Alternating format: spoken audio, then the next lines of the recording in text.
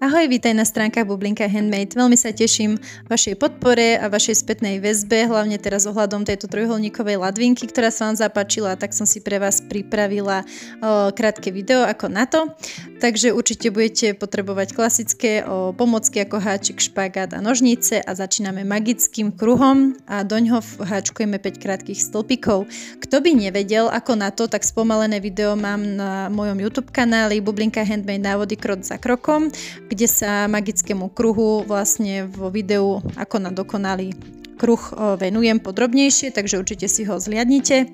Teraz zatiahneme a uzatvoríme, spojíme to za vrchné zadné nitky, zozadu takto prevlečieme háčik. Kto pozná iný spôsob, môže kľudne použiť iný, ja to robím takto. Prevlečiem si tam vlastne tú slučku, ktorú nechám na druhej strane. Keď si otočíte, tak vidíte také Včka.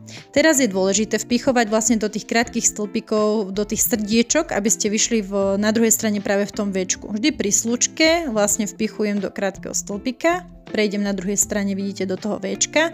Tú slučku tam len takto prevlečiem a pokračujem v háčkovaní špagátom. Spravím si prvý krátky stĺpik vlastne v ďalšom rade. Pokračujem teraz s 3 krátkými stĺpikmi. Takéto 3 krátke stĺpiky budeme vpichovať do toho istého srdiečka, vlastne do toho istého krátkeho stĺpika, takže si to dobre pozrite, prípadne ešte aj z tej druhej strany, aby ste to mali správne. Takže keď budeme mať takto 3 krátke stĺpiky, pokračujeme opäť jedným krátkym stĺpikom. Takto to vlastne striedame, až kým ich všetky nevinieme a vzniknú nám vlastne 3 krátke stĺpiky a 3 trojstĺpiky, alebo ako by som to povedala. Takže určite to bude dávať zmysel, pretože potrebujete 3 rohy, takže 3 krát bude po 3 krátke stĺpiky.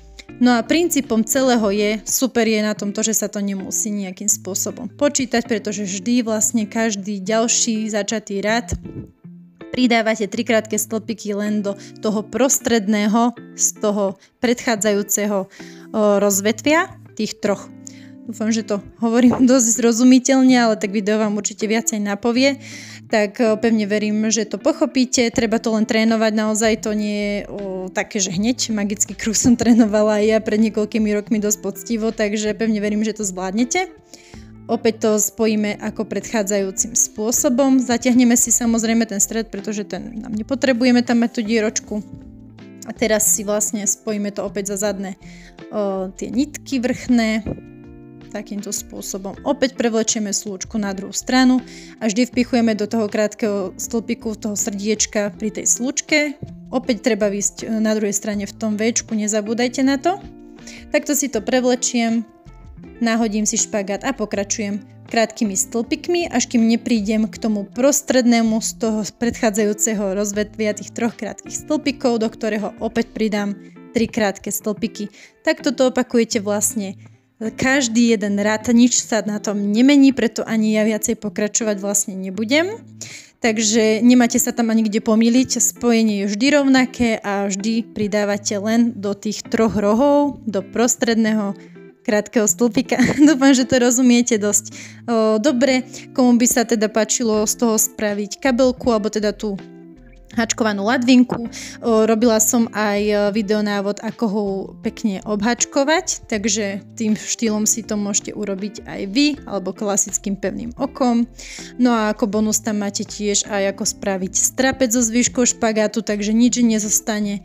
Navyše všetko zužitkujete a ja pevne verím, že si takú peknú kabelku alebo ladvinku uhačkujete spolu so mnou a potom sa o to so mnou podelíte.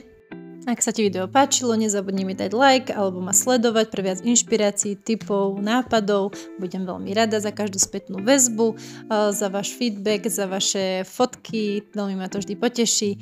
Tak prajem pekný deň a dúfam, že sa vám to podarí.